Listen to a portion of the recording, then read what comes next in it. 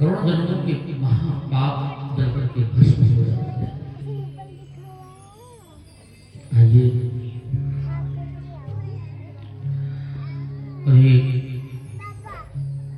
आप भगवान की स्तुति श्रवण कर रहे थे।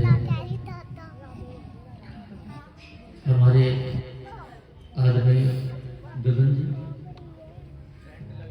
कपिल और वो गगन है, एक कपिल है, गगन है, सुमित है और जाता है। और हम तो मनुष्य के शरीर में हैं। किसी भी आप भाषा में बोले, गाने, संगीत, भाषा शायद बोलना ना आती हो, उसको सुन करके मन विभोर हो जाता है। आप सबको भगवान से जोड़ रहे थे। ये हमारे उससे कोई बड़ा है, कोई छोटा है, कोई सम है, सारे ये हमारे ब्रह्मा विराजमान हैं व्यासपीठ पे। सबका आशीर्वाद है सबके ऊपर। जिसको मैंने जब निवेदन किया सबने स्वीकार किया और अपने अपने स्थान, अपने अपने मंदिर सबका त्याग करके हमारे मंदिर का गौरव बढ़ा रहे हैं। उन सबसे वंदन करता हूँ। कला शास्त्र में आवाज दे ही रहे हैं, उनके यहाँ प्रगति नहीं है और आप सब भगवान की कृपा पात्र हैं। आइए मिल करके छोटी सी गणेश वंदना करते हैं, फिर आगे बढ़ते हैं।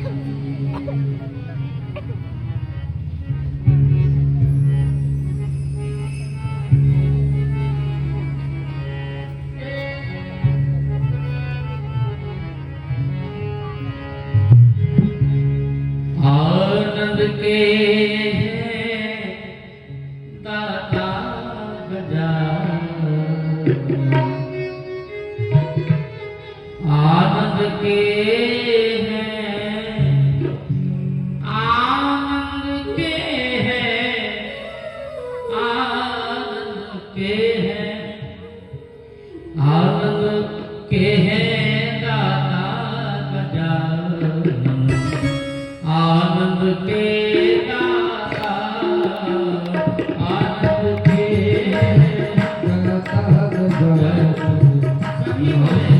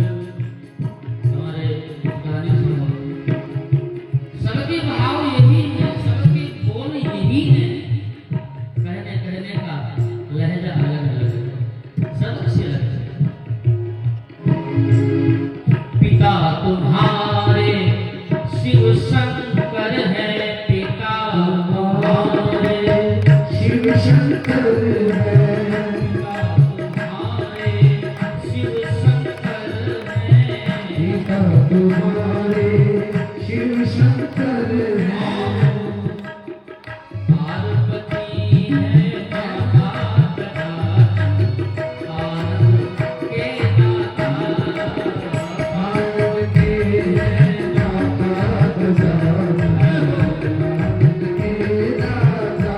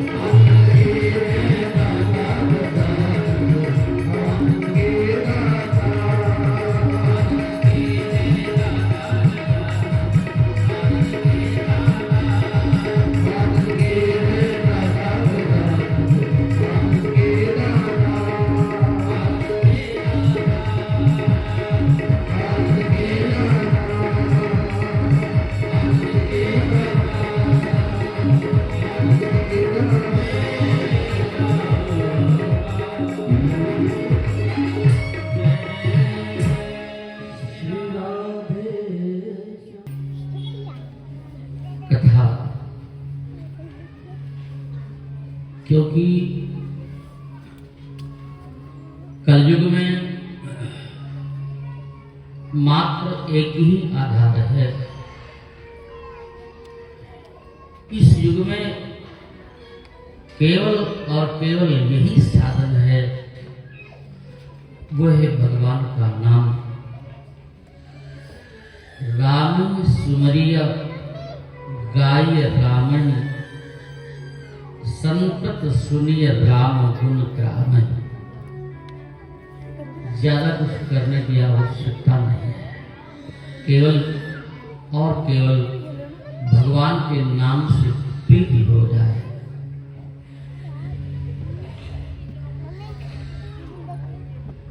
एक बार बहुत दीर्घकालीन तक चलने वाला एक यज्ञ चल रहा था ऋषियों के द्वारा।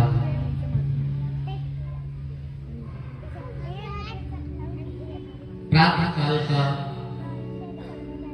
जो नित्य नियम कार्य है उससे निवृत्त होकर के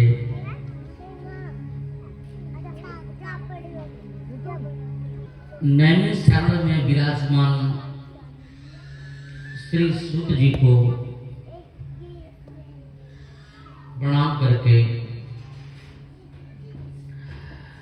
भगवान की कथा रूपी अमृत के आस्वादन में परम प्रवीण श्री सौनक जी ने पूछा, हे सूत जी,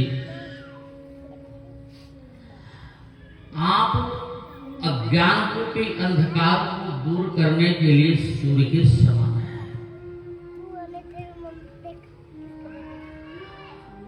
आप हमें ऐसी कोई कथा सुनाएं जो कर्म प्रिय हो, जिसमें भक्ति, ज्ञान और वैराग्य की प्राप्ति हो।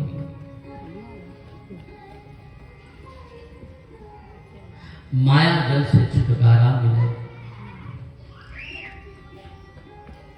और विवेक का उदय हो। समय ऐसा है,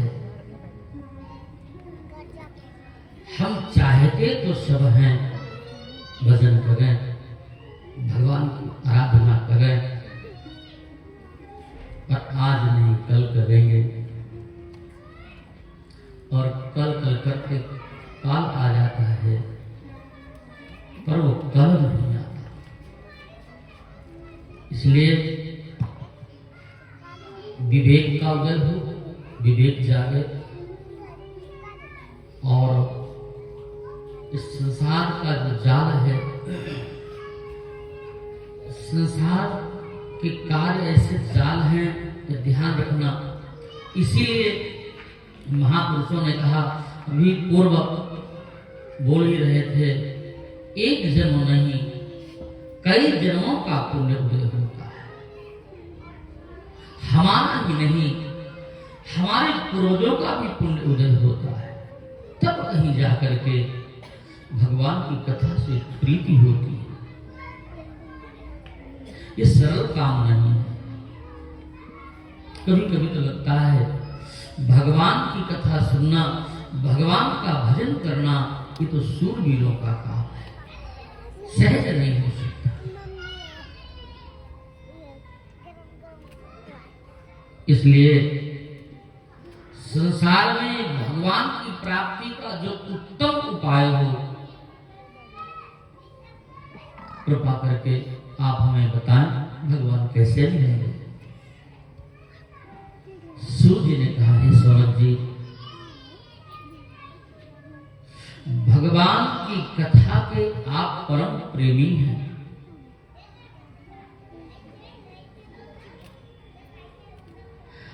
आप को मैं विचार करके बता रहा हूं कि भगवान की प्राप्ति कैसे होगी, उत्तम उपाय बताता हूं। आप सावधान होकर के सुना। इसके सुनने से भक्ति की वृद्धि होगी, भगवान की प्राप्ति होगी और संसार में इससे बढ़कर के चित्त शुद्धि का दूसरा कोई उपाय नहीं है। जब पूर्व जन्म का पुण्य उदय होता है तब कहीं जाकर के भगवान की कथा में रुचि होती है। रामायण में तुलसी बाबा ने लिखा है,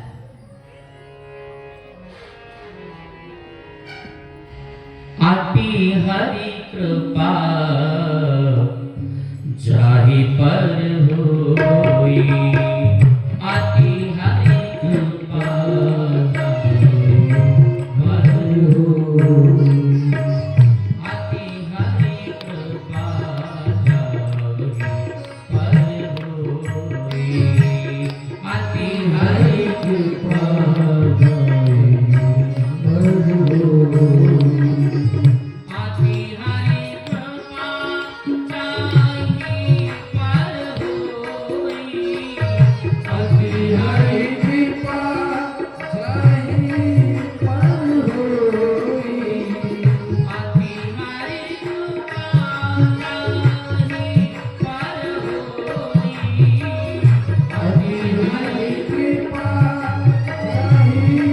पर होई।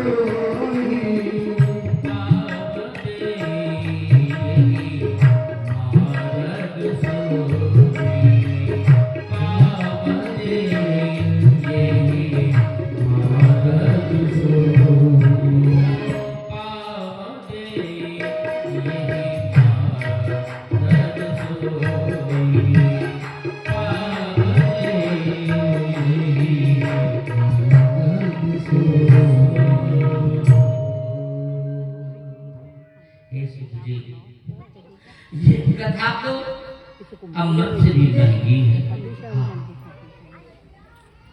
सुधाव कुंभम तैव देवास्तत्र समागमन। एक बार जब ये कथा सुखदेव जी राजा परीक्षित को सुना रहे थे, कथा सुनाने के लिए सिंहासन पर बैठे थे, तभी देवता जो है अमृत का कलश लिए हुए आ गए और सुखदेव जी को प्रणाम किया और कहा, बोले भगवान यह अमृत आप हमसे ले लें, राजा को पिला दे, इससे राजा को मृत्यु का भय नहीं है, मृत्यु नहीं है, पर बदले में ये भागवत की कथा आप हमें सुनाएं। सूत जी कहते हैं ऋषियों, सुखदेव जी हंस पड़े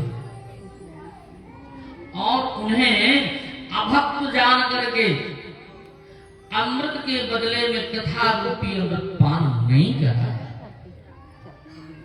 क्यों? क्योंकि कांच और मणि की तुलना नहीं हो सकती।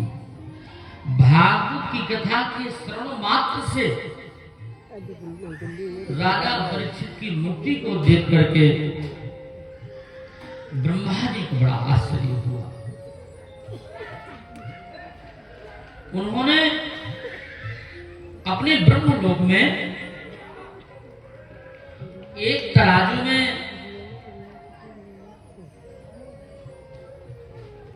के पढ़ने में जप तप यज्ञ दान इनका जो पुण्य होता है वो रखा और दूसरे पढ़ने में भागवत की कथा रखी। क्या हुआ? बोले भागवत की जो कथा है वो भारी पड़ी। इस पर सबको बड़ा आश्चर्य हुआ और सबने भागवत भगवान को साक्षात जो है भगवान ही समझा। श्रीमद् भागवत महापुराण शब्दमय ब्रह्म है। अभी कह रहे थे कि भगवान कई अंशों में समय समय पर जब जब जो आवश्यकता पड़ी भगवान अपने अंश के द्वारा अवतार लेता है थोड़े समय के लिए। और भगवान श्री कृष्ण तो साक्षात अंश नहीं अंशी है। वही परमात्मा ये शब्द के रूप में समाहित हुआ। शब्द परमात्मा शब्द रूपी बने, शब्द ब्रह्म है।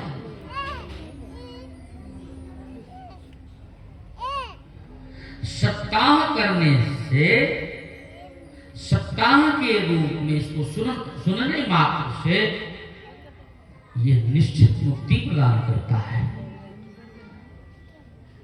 देवर्षि नारद ने सबसे पहले इसको ब्रह्मा जी से सुना था और उसके बाद सनकादिक महर्षियों को इससे सप्ताह की विधि सुनी थी। सौनक ने पूछा, हे सूत जी, सुना जाता है कि नारद जी प्रायः इधर उधर लीला करते रहते हैं, भ्रमण करते रहते हैं, एक जगह टिकते नहीं। तब उन्हें सप्ताह विधि सुनने का अवसर कैसे मिला और सनकादिक महर्षियों से उनका समागम कहां हुआ?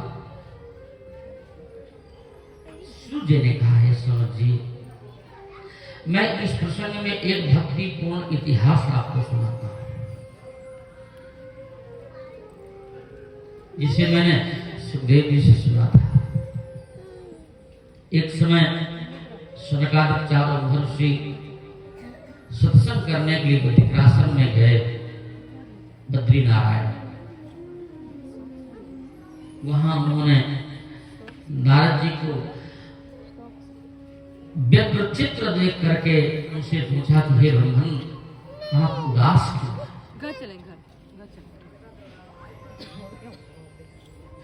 आपको किस बात की चिंता है और इतनी शीघ्रता से कहां से आ रहे हैं और कहां जा रहे हैं?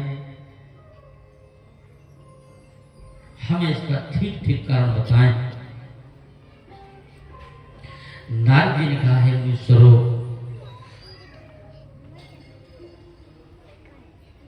कर्म स्थली होने के कारण मैं पृथ्वी लोक को उत्तम समझ करके वहां गया था।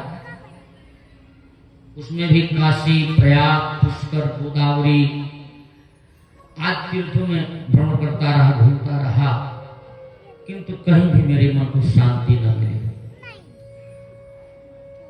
मैंने सर्वत्र कली का आक्रमण देखा। मनुष्यों में सत्य, तप, दया, दान कुछ रहा नहीं।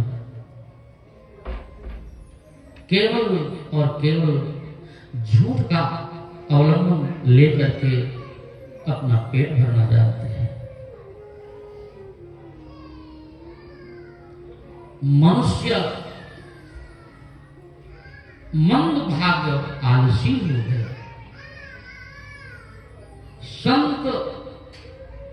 संतों में पाखंड छा गया। दुराचारियों ने तीर्थों में जाकर के जो है अपना अड्डा बना करके अश्रद्धा उत्पन्न कर देते। कहीं भी योगी, सिद्ध, ज्ञान पुरुष दिखाई नहीं दे रहे। कली रूपी दावानल से प्राय सब जो है साधन भस्म हो गए। कली के दोषों को देख करके मैं यमुना तट पर गया। वहां मुझे एक बहुत बड़ा आश्चर्य दिखाई पड़ा। उसे आप सुना। वहां एक युवती बैठी थी।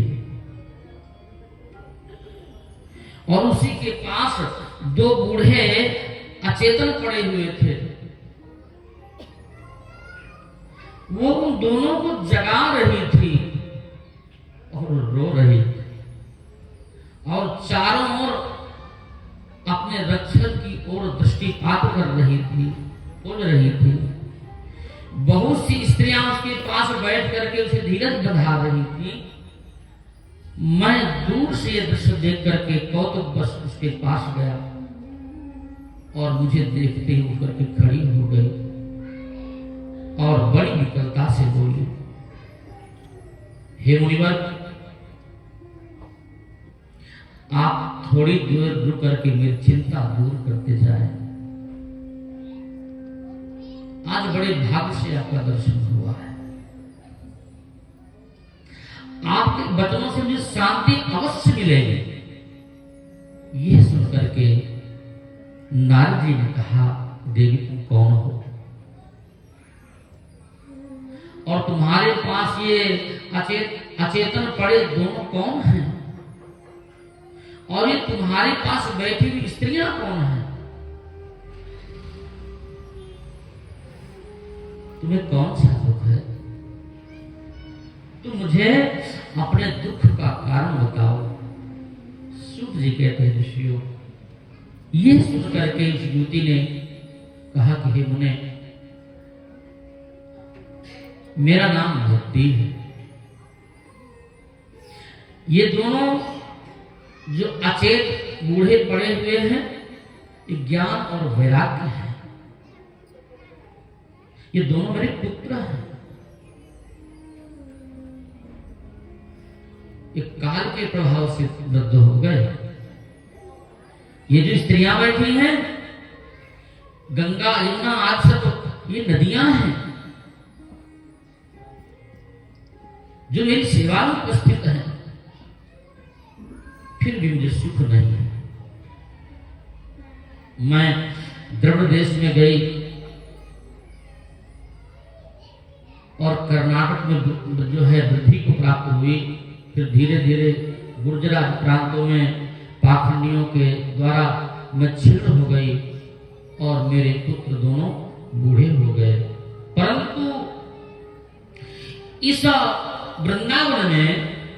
वृंदावन के प्रभाव से मैं तो युवती हो गई,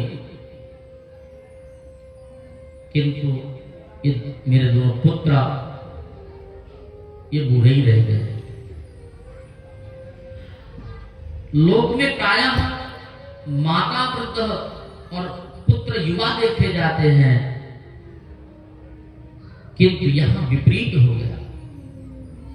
इसी शोक से मैं व्याकुल हूं।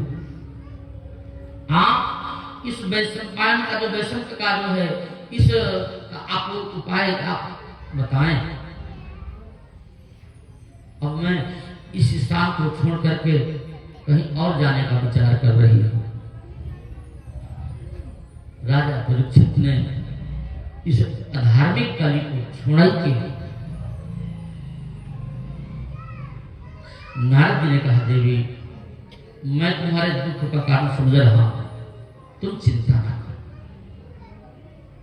भगवान तुम्हारा दुख अवश्य दूर करेंगे। जिस दिन भगवान पृथ्वी लोक को छोड़कर अपने धाम को चले गए, उसी दिन से पृथ्वी पर कली का आक्रमण हुआ। दिग्विजय करते समय राजा परीक्षित ने उसे मारना चाहा था, किंतु वह उनके पैरों में जा गिरा और दयावश राजा ने उसका सारभूत गुण लेकर के उसे छोड़ दिया।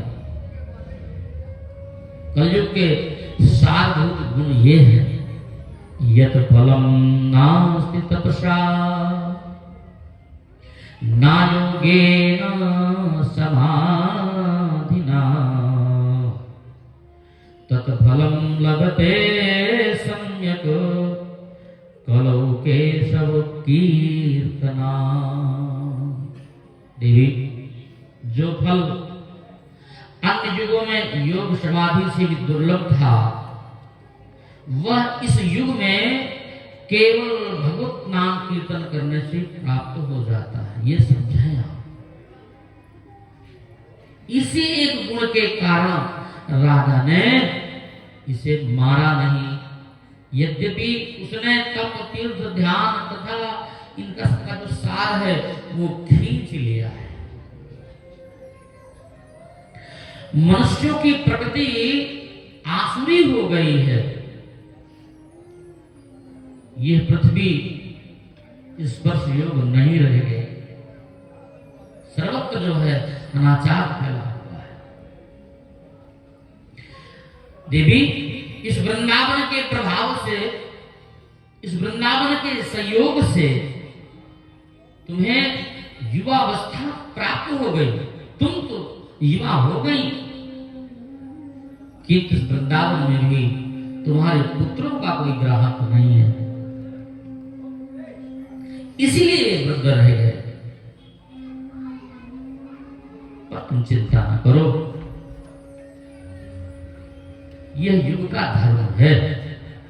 इसी से भगवान ने भी भगवान इसे सहन कर रहे हैं। सूत जी कहते हैं सौनक, यह कह करके नारद जी शांत हो गए। भक्ति बोले कि आप धन्य हैं, बड़े भाग्य से आपका दर्शन हुआ है। अब मेरा दुख अवश्य दूर हो जाएगा। जिन आपके उपदेश से 5 वर्ष का बालक ध्रुव माया जाल को जीत करके ध्रुव लोक को प्राप्त कर सका, उन परम मंगलमय कृपा पात्र आपको मैं प्रणाम करती हूँ। आप एक छोटे से भजन के माध्यम से हम आगे बढ़ने का प्रयास करेंगे। बोलो वृंदावन बिहारी लाल की जय, सच्चिदानंद भगवान की जय।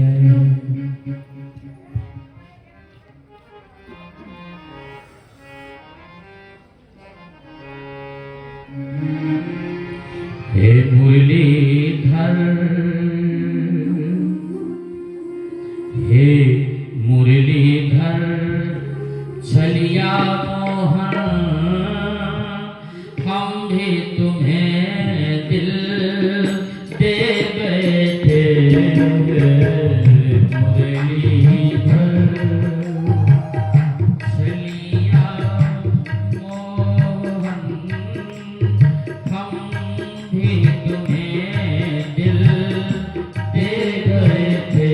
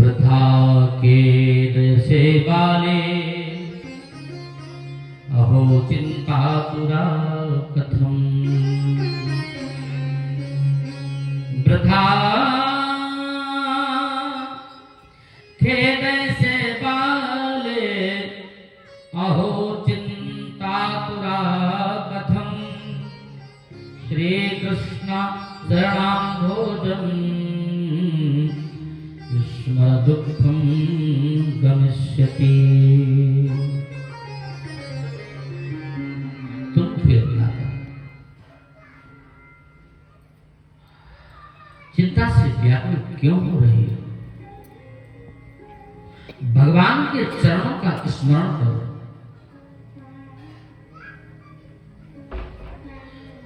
उसी से तुम्हारा दुख दूर हो जाएगा। जिन्होंने कौरव रूपी दुख सागर से द्रौपदी का उद्धार किया तथा गोप कन्याओं की रक्षा की, वे भगवान कहीं चले नहीं गए।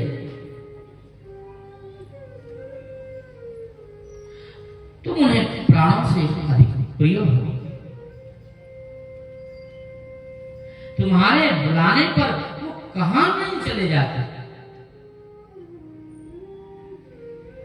ज्ञान वैराग सतयुग आदि में साधक अवश्य थे, किंतु कलयुग में भगवान का साक्षात कराने वाली केवल भक्ति ही है।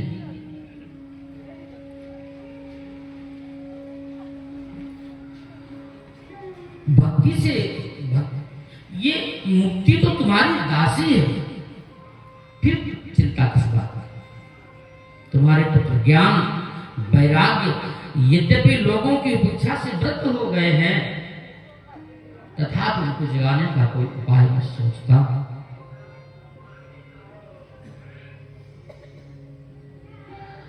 याद रखो,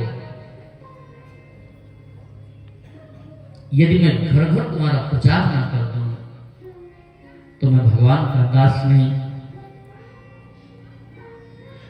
भक्ति से बढ़कर के कलयुग में भगवत प्राप्ति का दूसरा कोई साधन नहीं। भक्ति द्वारा भगवान बड़ी सरलता से सम्मुख आकर के दर्शन देते हैं। भक्ति भक्तया कृष्णा पुरा स्थिता। भक्ति श्रेय द्रोह करने वालों की दशा की ज्वलंत उदाहरण दुर्वासा जी व्रत जो है वर्तमान। भक्ति के सामने व्रत, तीर्थ, योग, यज्ञ, तप, दान इनका कोई महत्व नहीं है। केवल भक्ति ही मुक्ति देने में समर्थ है। सूत जी कहते हैं सोनक, इस प्रकार भक्ति इतना महात्मा सुनकर के बड़ी प्रफुल्लित हुई और नारद से बोले कि हे मुनिवर, आप धन्य हैं, धन्य हैं। मुझ में आपकी बड़ी प्रीति है। हे नारद जी, मैं आपका कभी त्याग नहीं करूंगी, सदैव आपके हृदय में विराजमान रहूंगी। क्षणमात्र के लिए भी आपका संग मिला, आपके संग से मेरी सारी बाधा दूर हो गई। अब आप किसी प्रकार मेरे पुत्रों को जगाने का उपाय करें, तभी मुझे वास्तविक शांति प्राप्त होगी। सूत जी कहते हैं, ऋषियों, ये सुनकर के नारद जी ने ज्ञान वैराग्य को अपने हाथों से हिला हिला करके खूब जगाने का प्रयास किया। उनके कान के समीप अपना मुंह ले जाकर के उच्च स्वर से कहा, हे ज्ञान, हे वैराग्य, उठो उठो, जागो जागो।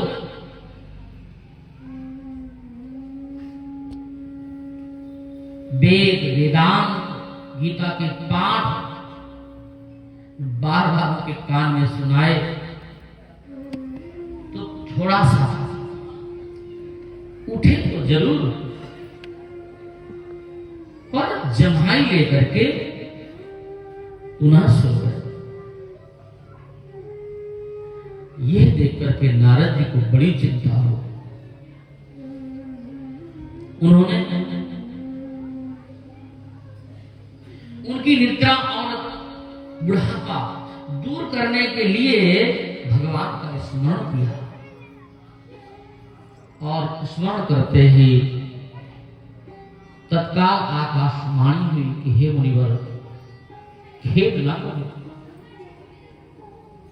तुम्हारा उद्योग जरूर सफल होगा। इसके लिए तुम कोई सत्कर्म करो, इससे ये दोनों जाग जाएंगे और भक्ति का सर्वत्र प्रचार होगा। इस सत्कर्म का उपदेश तुम्हें महात्मा लोग करेंगे। यह सुनकर के नारद जी को बड़ा आश्चर्य हुआ। वे इन तीनों को वहीं छोड़ करके, वृंदावन में यमुना किनारे छोड़ करके, तीर्थों में घूमते हुए मार्ग में मिले महात्माओं से पूछते, तो किसी ने उनके प्रश्न का संतोषजनक उत्तर नहीं दिया। नारद जी का प्रश्न सुनकर के कोई तो मौन हो जाता, कोई असाध्य बताता, और कोई सुनकर के चल ही देता, भाग जाता। चारों ओर ये चर्चा फैल गई, एक तहलका सा मच गया। सभी ऋषि मुनि आपस में कहते कि जब स्वयं नारद जी को उसका कोई उपाय उनको नहीं पता, तब फिर साधारण मनुष्यों की हम क्या बात करें। इस प्रकार सब ऋषि मुनियों की असमर्थता जान करके नारद जी चिंता से व्याकुल होकर के बद्रीनारायण में गए, और वहां उन्होंने तप करने का विचार किया।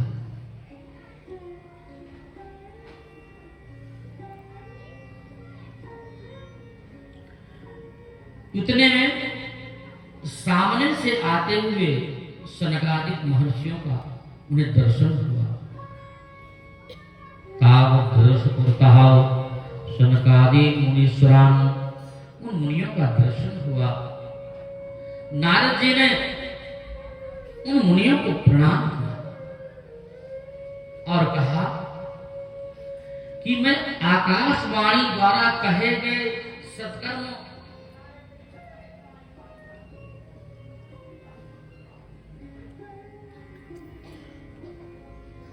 मैं जान नहीं सका कि क्या सत्कर्म करूं। आज बड़े भाग्य से आपका दर्शन हुआ है। आप कृपा करके बताएं कि वो सत्कर्म क्या है जिसका संकेत आकाशवाणी ने किया है। सनकादिकों ने कहा, नारद चिंता न करो,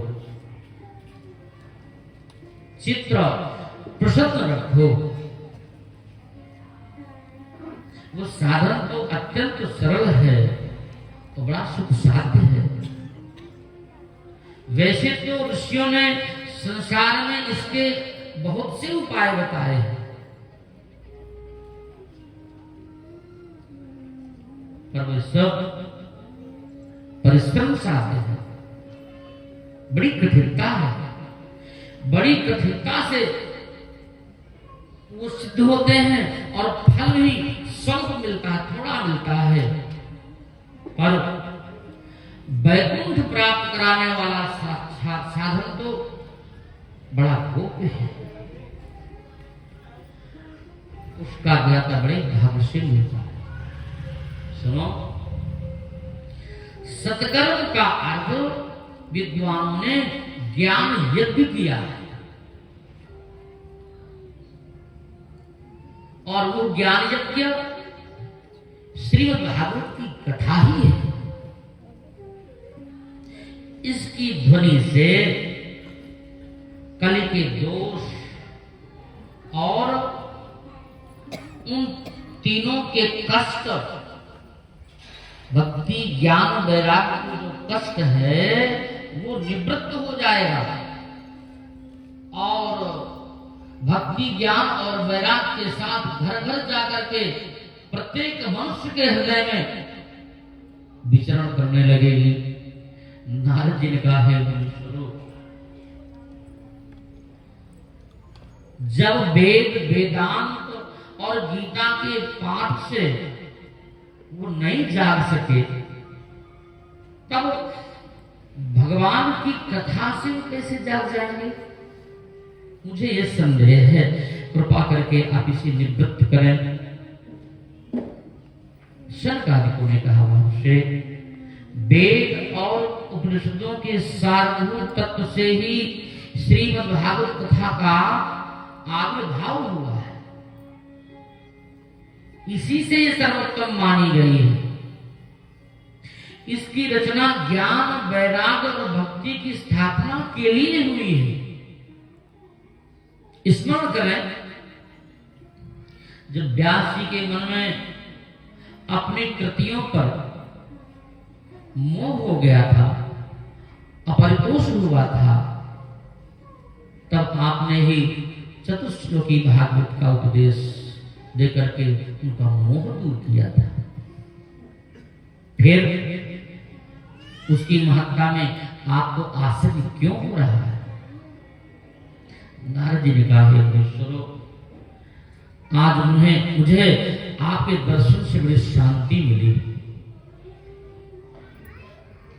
सचमुच सत्पुरुषों का संग बड़े भाग्य से मिलता है, जिससे अज्ञान जन्य मोह मद का नाश होकर के विवेक की प्राप्ति होती है। आपने शेष जी के मुख से जिस भगवान की कथामृत का पान किया था, उसी प्रेमामृत का प्रकाश मेरे लिए भी करें। मैं आपकी शरण में आया हूं। प्रेम प्रकाश कृतये शरणं गतोस्मि। नारद जी ने सनकादिकों से पूछा, ज्ञान यज्ञं करिष्यामि सुखशास्त्र कथोज्ज्वलम् भक्ति ज्ञान विरागाणां स्थापनार्थ रत्नतः। मित्रों, मेरा विचार वही ज्ञान यज्ञ करने का है जिससे संसार में सर्वत्र भक्ति ज्ञान और वैराग्य की स्थापना हो। आप अब ऐसा उत्तम स्थान बताएं जहां मैं जाकर के वो ज्ञान यज्ञ आरंभ करूं। वहां आप ही भगवान की जो है महत्ता का आप वर्णन करें। ये कथा कितने दिनों में सुननी चाहिए, इसकी विधि क्या है, इस सब बातों पर प्रकाश डालने की कृपा करें। नारद ने कहा, सनकादिकों ने कहा कि हे नारद जी सुनो, हम तुम्हें उत्तम स्थान बताते हैं। हरिद्वार के समीप आनंद नामक गंगा तट है, ऋषि मुनि देवताओं से शोभित है, बड़ा ही पवित्र स्थान है, बड़ा रमणीय है। वहां जाने पर मनुष्यों के हृदय में बैर की भावना नहीं उठती, तो तू जो है वही ज्ञान यज्ञ आरंभ करो। वह रस से भरी कथा होगी, जिसका शब्द सुनते ही तीनों तरुण होकर के वहां पहुंच जाएंगे। सूर्य कहते हैं सौनक, यह कह करके सनकादिक महर्षि नारद जी के साथ गंगा तट पर गए हैं। इनके वहां पहुंचते ही तीनों लोगों में चर्चा फैल गई है और चारों ओर से भगवान के भक्त भृगु, वशिष्ठ, च्यवन, गौतम, परशुराम, विश्वामित्र, व्यास, पराशर, ये बड़े बड़े महर्षि ऋषि जो है अपने शिष्य और पुत्रों के सहित कथा रूपी मृत का काम करने के लिए वहां पर आ गए हैं।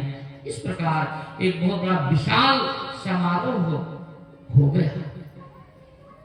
जय शब्द, नमः शब्द, शंख ध्वनि से जो है सुगंधित खीर, गुलाल, अबीर से जो है और आकाश से फूलों की वर्षा होने लगी है। इस प्रकार सभी स्थिर चित्त होकर के कथा सुनने के लिए अपने अपने आसन पर बैठे। चारों कुमारों में से ज्येष्ठ श्री सनत कुमार जी ने भागवत की कथा महात्म्य कहना प्रारंभ किया और बोले, सदा सेव्या श्री भगवती कथा, सदा सेव्या श्रीमद् भागवती कथा, तस्याः सर्वमात्रेण हरचित्रं समाश्रयेत।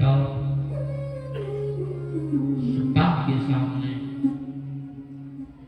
ध्यान, ज्ञान, इन सब की गर्जना समाप्त हो जाती है। इसके सामने कोई टिक नहीं पाता। सब साधनों को तृणवत करके सबका निरंतर गरजता रहता है।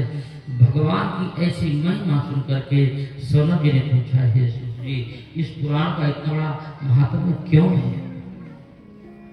सूर्य ने कहा, हे सौनक, श्री कृष्ण जब पृथ्वी का त्याग करके अपने धाम जाने के लिए तैयार हो गए, तब उद्धव जी ने कहा कि हे भगवान, आप तो जा रहे हैं,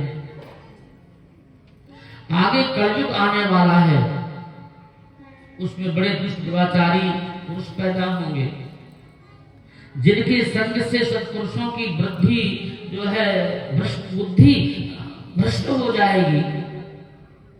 उनकी रक्षा का उपाय तो आप कुछ बताएं। इस पर भगवान ने अपना दिव्य तेज भागवत में निहित करके स्वयं ही उसमें प्रवेश कर गए।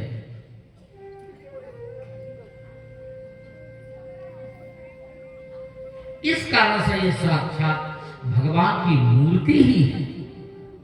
इसके श्रवण, पठन और दर्शन सुनने से, इसका पाठ करने से और यहां तक कि इस श्रीमद्भागवत महापुराण का दर्शन करने मात्र से संपूर्ण पाप राशि भस्म हो जाती है। कलयुग में इससे प्रधान धर्म, सबसे प्रधान धर्म सप्ताह की कथा श्रवण ही माना गया है। सूर्य बोले कि सौनक, जब इस प्रकार सभा में सनकादिक महर्षियों ने सप्ताह का महत्व वर्णन किया, उसी समय एक जो है बहुत बड़ा आश्चर्य हुआ। वह क्या हुआ? बोले भक्ति दोनों पुत्रों ज्ञान और वैराग्य, उनके दोनों जो भक्ति के पुत्र हैं वो तरुण हो गए और भक्ति स्वयं उनके साथ भगवान नाम कीर्तन करती हुई सभा में सहसा प्रकट हो गई। तो भक्ति महारानी की इस प्रकार उसे देख करके सभासद आश्चर्यचकित हो गए और परस्पर कहने लगे कि देवी दीप धारण करके मनुष्यों के मध्य में कैसे आ गई। श्री सनत कुमार जी ने कहा, अरे ये देवी जो भगवती कथा के प्रेम से आविर्भूत हुई है, इस पर भक्ति देवी ने पूर्वक सनत कुमारों से बोली कि आपने तो कथा से मुझे पुष्ट कर दिया है, आज्ञा कीजिए मैं कहाँ वास करूं। सनत कुमार ने कहा, देवी तुम सर्वदा अपने भक्तों के हृदय में निवास करो। तभी से तीनों भक्तों के हृदय में निवास करते हैं। संसार में वे प्राणी धन्य हैं जिनके हृदय में भक्ति निवास करती है। भगवान भी भक्ति सूत्र में जो है बंध करके वहीं आ जाते हैं। हे नारद, मैं इस पुराण के महत्व का वर्णन कहाँ तक करूं? इसकी सुनने से, इसके कथन करने से, इसका मनन करने से वक्ता और श्रोता दोनों कृतार्थ हो जाते हैं।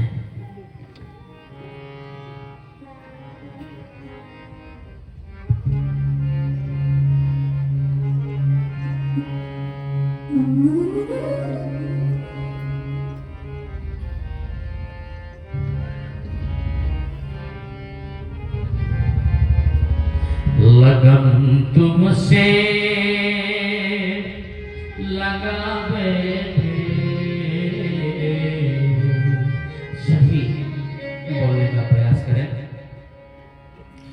लगन तुमसे लगा बैठे, जो होगा देगा जाएगा। लगन तुमसे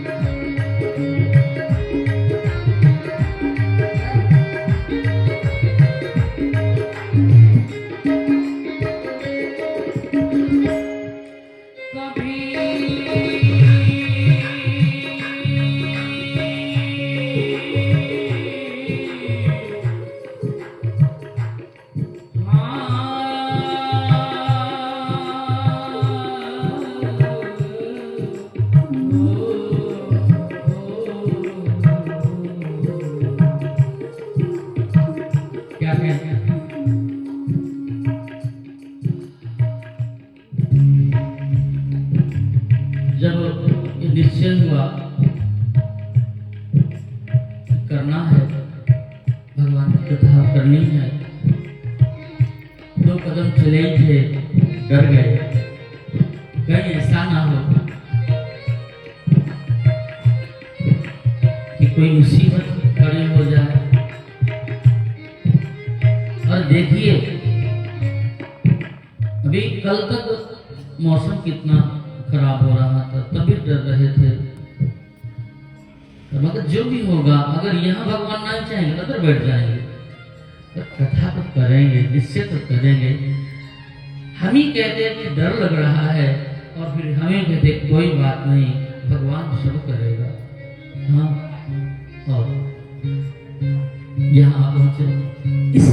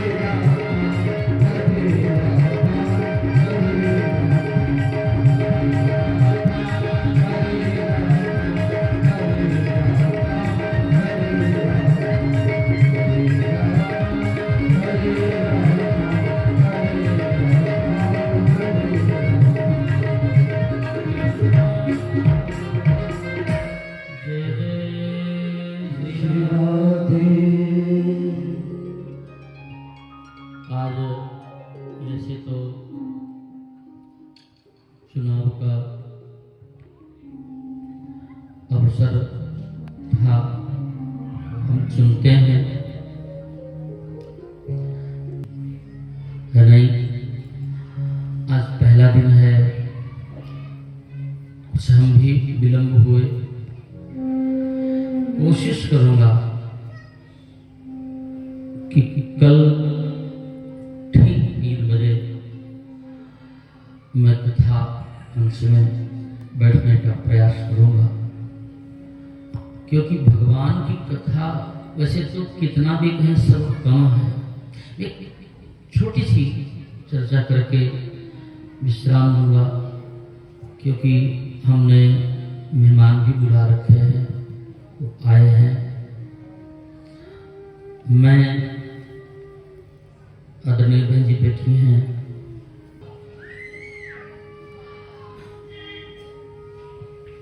एक प्राचीन कथा है,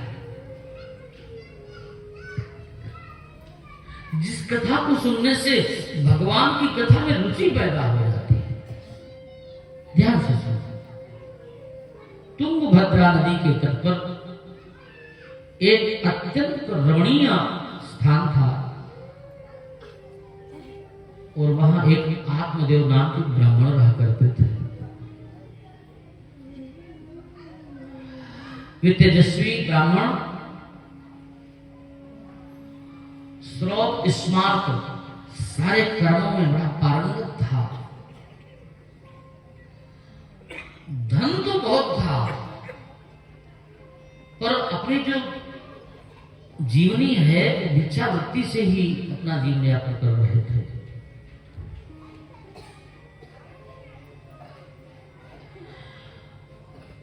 उसकी धुंधली नाम की पत्नी थी,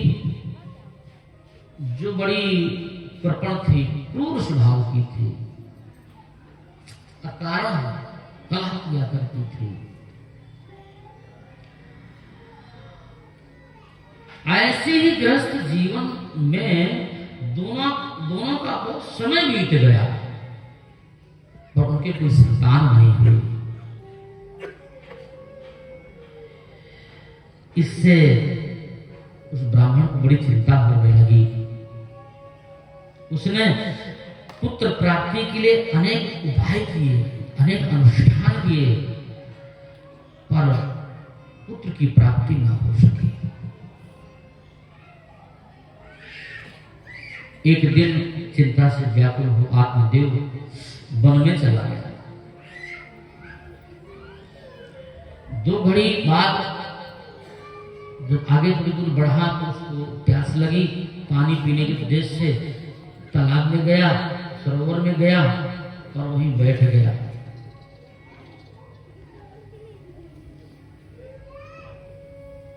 वहीं पे उन्हें एक सन्यासी महात्मा का दर्शन हुआ, और आत्मदेव सन्यासी महात्मा के चरणों में गिर करके रोने लगा। सन्यासी ने कहा, ब्राह्मण क्यों रोते हो, कौन सी चिंता है, अपना दुख तो मुझे बता। ब्राह्मण ने कहा, महाराज मैं अपना दुख क्या कहूं, मैं बड़ा अभागा।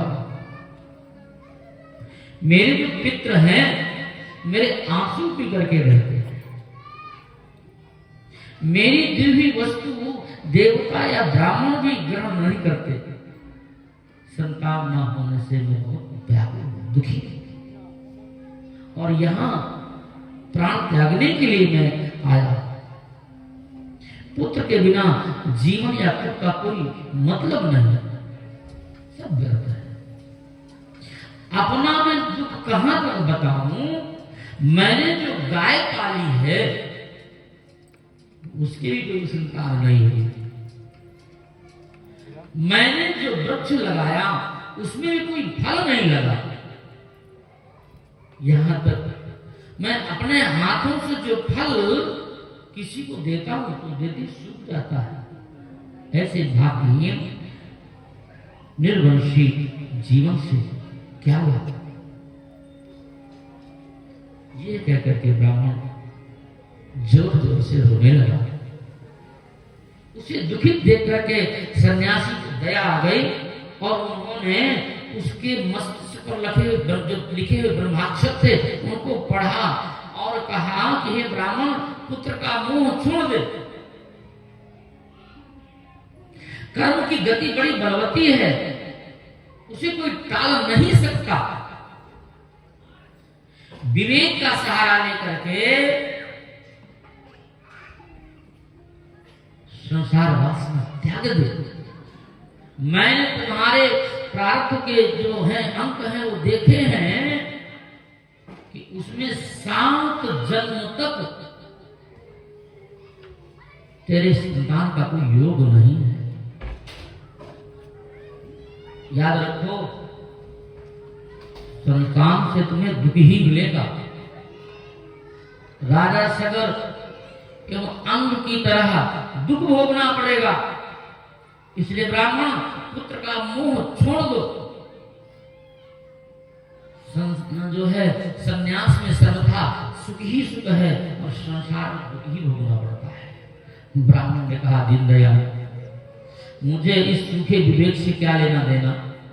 जैसे भी हो आप मुझे पुत्र प्राप्ति का वरदान दें, अन्यथा मैं अभी आपके चरणों में अपने प्राण त्याग दूंगा। संसार में पुत्र पौत्र से परिपूर्ण गृहस्थाश्रम ही सरस है। इन सब से रहित संन्यास अत्यंत सूखा है, उसे लेकर के मैं क्या करूंगा। ब्राह्मण का ऐसा आग्रह देख करके सन्यासी ने उसे फल दिया और कहा, ले अपनी पत्नी को उसे खिला दे, तेरे पुत्र होगा। ये कह करके सन्यासी चले गए। ब्राह्मण भी घर आ गए। घर आकर के अपनी पत्नी को वो फल दिया और किसी कार्य से बाहर चला गया। उसकी पत्नी नाना प्रकार के कुतर्क करने लगी। गर्भ होगा, पेट बढ़ेगा, दुख मिलेगा, भोजन छूट जाएगा, कहीं गर्भ टेढ़ा उड़ा हो गया तो मैं सीताराम ना हो जाऊं कहीं, मेरे धन सब दूसरे ले जाएंगे। नाना प्रकार की कुतर्क करने लगे।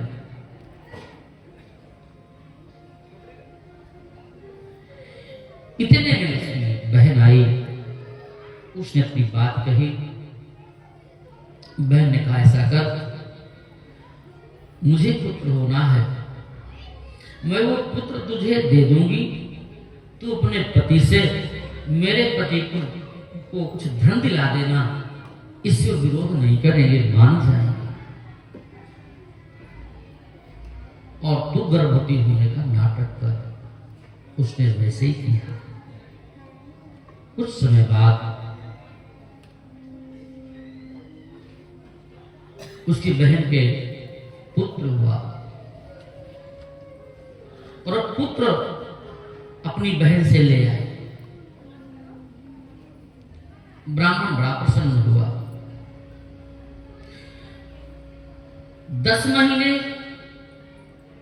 के पश्चात वो जो फल महात्मा ने दिया था, उस फल को धुंधली ने एक गाय को खिला दिया था। उस समय पश्चात गाय के भी एक बच्चा हुआ जो बड़ा सुंदर था। उसके कान गाय के जैसे थे, इसलिए उसका नाम गोकर्ण रखा गया। दूर दूर से लोग उसको देखने के लिए आने लगे। धुंधली का पुत्र धुंधकारी हुआ जो बड़ा अधम हुआ, और गाय का जो पुत्र हुआ, जो महात्मा ने कृपा करके वो फल दिया था, उससे गोकर्ण हुआ और गोकर्ण बड़े ज्ञानी।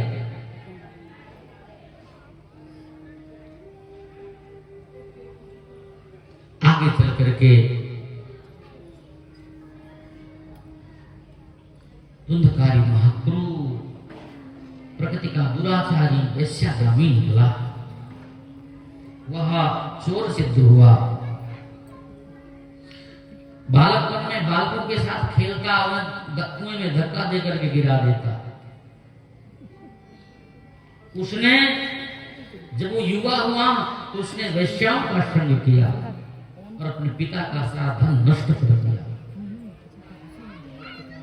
एक दिन पिता को पीट करके उनसे सोने चांदी की सारी बर्तन ले गया। पिता को बड़ा दुख हुआ।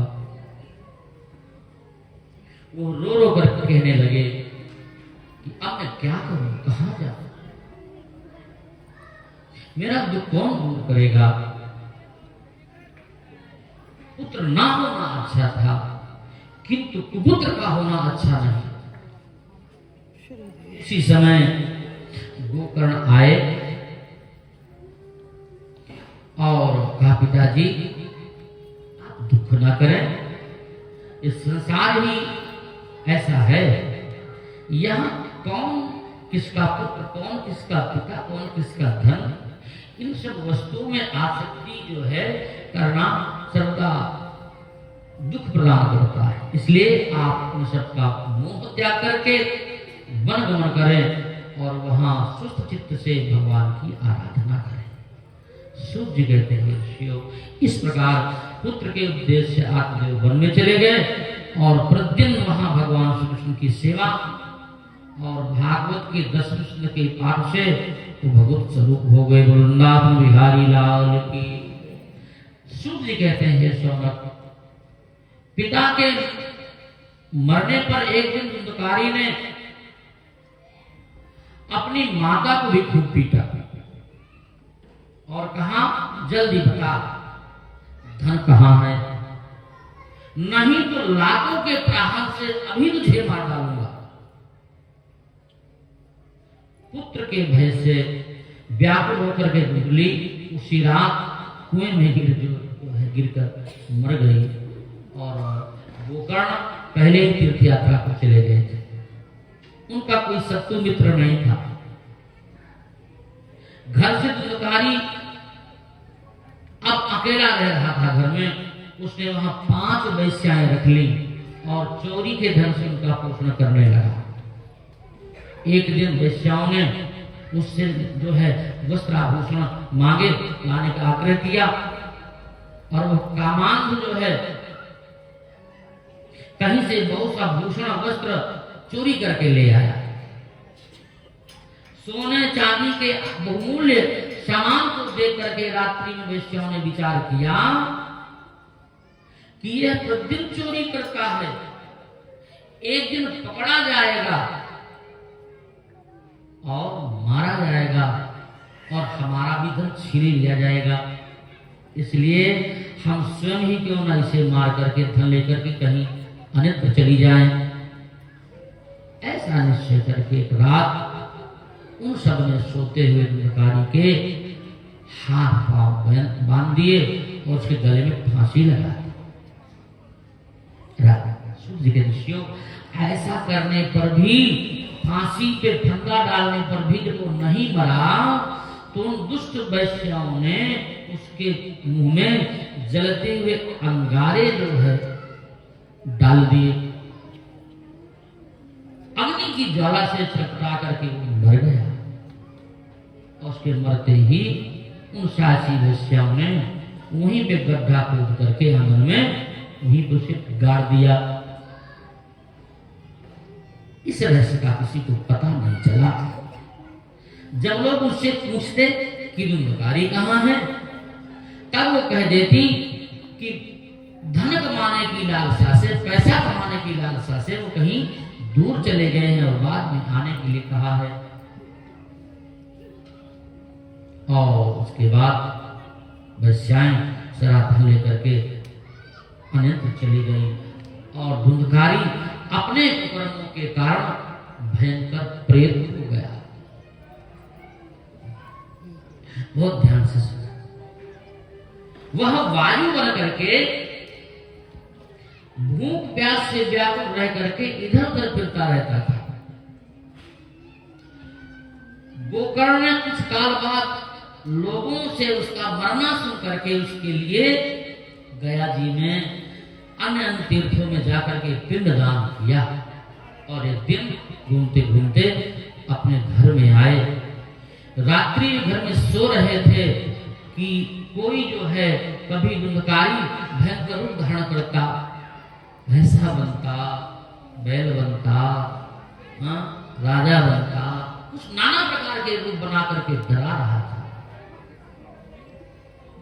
गोकर्ण धैर्य पूर्वक उससे पूछा कि अरे तू कौन है? प्रेत है, पिशाच है, राक्षस है, कैसे इस सुरक्षा को प्राप्त हो गया? यह पूछने पर धुंधकारी ने भयंकर ध्वनि करके उच्च स्वर से रोने लगा, किंतु स्पष्ट कुछ बोल न सका। उसने केवल संकेत किया। तब गोकर्ण ने मंत्र पढ़ करके उसके ऊपर जल का छींटा मारा, उससे पाप घटे और उसने जो है उनसे बोला, अहम भ्राता तुदोस्मि धुंधकारी नामतः स्वकीयेन दोषेण ममत्वं नास्तं मया। मैं तुम्हारा भाई धुंधकारी, मेरे कर्मों की संख्या नहीं है, मैंने स्वयं अपने भक्त को निष्कर्ष दिया है। मैं केवल वायु पी करके रहता, मेरा सुई के समान है, मैं जल भी नहीं पी सकता, मुझे बड़ा कष्ट है। ये सुनकर के गोकर्ण के नेत्रों में आंसू आ गए। उन्होंने कहा, भैया मैंने तुम्हारे निमित्त गया में विधि पूर्वक पिंडदान भी किया है, फिर भी तुम मुक्त क्यों ना हुए? ये तो बड़ा आश्चर्य है। प्रेत ने कहा, भैया गया में एक नहीं 100 श्राद्ध कर दो, फिर भी मेरा कुछ होने वाला नहीं, मेरे इतने पाप हैं। आप कोई दूसरा उपाय करें जिससे मेरी मुक्ति हो। ये सुन करके गोकर्ण को बड़ा आश्चर्य हुआ। उसने कहा, भैया अब तुम्हें इस योनि से मुक्त करना बड़ा कठिन है, साध्यम मोक्षम तव। अच्छा, इस समय तुम्हारे अपने स्थान में चले जाओ, मैं तुम्हारी मुक्ति का उपाय करता हूं। अगले दिन सबसे पूछा, सब बड़ा जो है असाध्य लगा। गोकर्ण ने सूर्य भगवान की उपासना करी। सूर्य भगवान प्रकट हुए, उन्होंने अपने भाई धुंधकारी की मुक्ति का उपाय पूछा। सूर्य भगवान ने कहा कि हे गोकर्ण, तुम श्रीमद् भागवत महापुराण का वाचन करो, इससे तुम्हारी भाई की मुक्ति होगी। ये सुन करके भागवत का वाचन का जो है गोकर्ण ने प्रयास किया। दूर दूर से सब लोग आए, सबने भागवत सुनी। जब कथा प्रारंभ हो रही थी तो वहां धुंधकारी भी आया और उसने कहा, भाई मैं कहाँ बैठूं, मेरे लिए स्थान क्या है? तो वहीं पे एक सूखा बांस लगा हुआ था। गोकर्ण ने कहा, भैया ये बांस है 7 गांठ का, तुम इसी में बैठो। जब पहले दिन कथा समाप्त हुई तो तड़ से करके गांठ फट गई। दूसरे दिन दूसरी गांठ फटी और तीसरे दिन तीसरी गांठ फटी। इस तरह से 7 दिन एक गांठ करके फट गई और 7वें दिन एक दिव्य चतुर्भुज व्यक्ति प्रकट हुआ और अपने भाई गोकर्ण का जो है यशोगान करता हुआ विमान में बैठ करके जो है स्वर्ग जाने लगा। जब वैकुंठ जा रहा था तो गोकर्ण ने उन विमान में बैठे देवदूतों से पूछा कि हे देवताओं, आप मुझे ये बताएं कि कथा तो हम सबने सुनी और विमान एक क्यों आया? तब फिर देवताओं ने कहा कि जिस श्रद्धा से, जिस विधि से, जिस लगन से, जिस भावपूर्वक गोकर्ण धुंधकारी ने कथा सुनी है व्रत नियम करते हुए, इन सब ने उस नियम से नहीं सुना। कथा तो सबने एक साथ सुनी है, एक जगह सुनी है, वक्ता से सुनी है, पर फल में भेद हो गया। क्योंकि विधि में भेद पड़ गया। अगली बार जब तुम फिर कथा करोगे तो फिर जब नियम पूर्वक से कथा श्रवण करेंगे तो फिर जो है भगवान का विमान आएगा और सब भगवत धाम को जाएंगे, ऐसा कहते हैं। उसके बाद श्रावण मास में गोकर्ण ने फिर भागवत की कथा करी है। सबने नियम से, लगन से, श्रद्धा पर भगवान की कथा सुनी है और फिर सब के लिए अलग अलग विमान आया है और सब अलग अलग विमानों में बैठ करके भगवान के धाम को चले गए हैं। इन्हें भगवत धाम जाने, क्योंकि ये हमने भी एक निश्चय किया है कि कथा समय से ही प्रारंभ करके और समय में ही समाप्ति की ओर चलेंगे। हाँ, ऐसा नहीं कि जब तक मर्जी करते रहे कथा को, आज कथा को यही विश्राम देंगे। आओ 2 बार भगवान नाम कीर्तन, उसके बाद आगे जैसे भी ये स्नान और अतिथि जो व्यवस्था है हमारे भाई सब करेंगे। श्री कृष्ण गोविंद हरे मुरारे, हे नाथ नारायण वासुदेव। श्री कृष्ण गोविंद हरे मुरारे, हे नाथ नारायण वासुदेव। श्री कृष्ण गोविंद हरे मुरारे, हे नाथ नारायण वासुदेव। श्री कृष्ण गोविंद हरे मुरारे, हे नाथ नारायण वासुदेव। हे नाथ नारायण वासुदेव, हे नाथ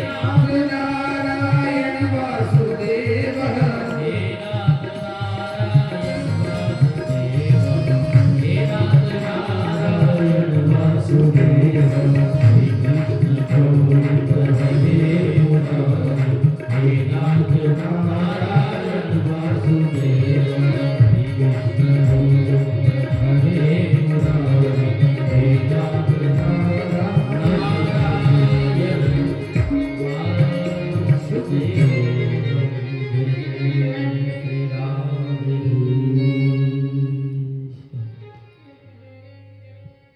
बोल श्री राम के बिहारी लाल की जय, श्री राधा की जय, राम की जय, भगवान की है आरती। पापियों को माफ से है तारती। श्री भागवत भगवान की है आरती, पापियों को पापों से है तारती। श्री भागवत भगवान की है आरती। पापियों को पाप से है तारती।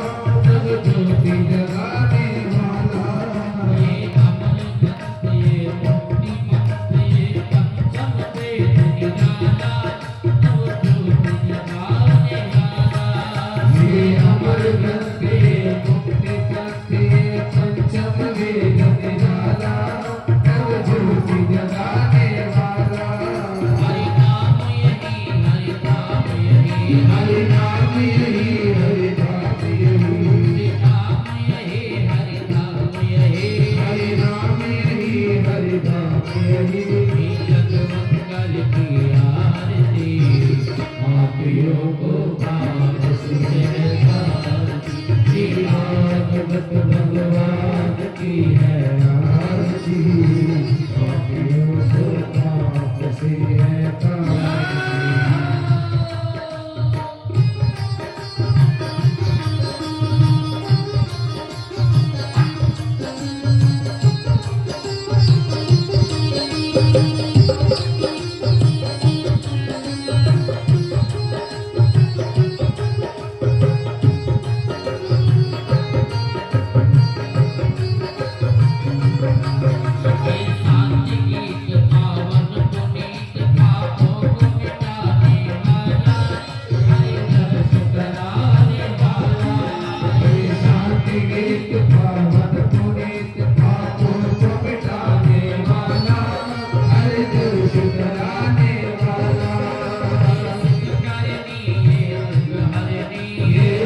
करनी ये दुख हरनी ये सुख करनी ये दुख हरनी ये सुख करनी ये दुख हरनी मधुसूदन की आरती पापियों को पाप से है तार श्री भागवत भगवान की है आरती पापियों को पाप से है तार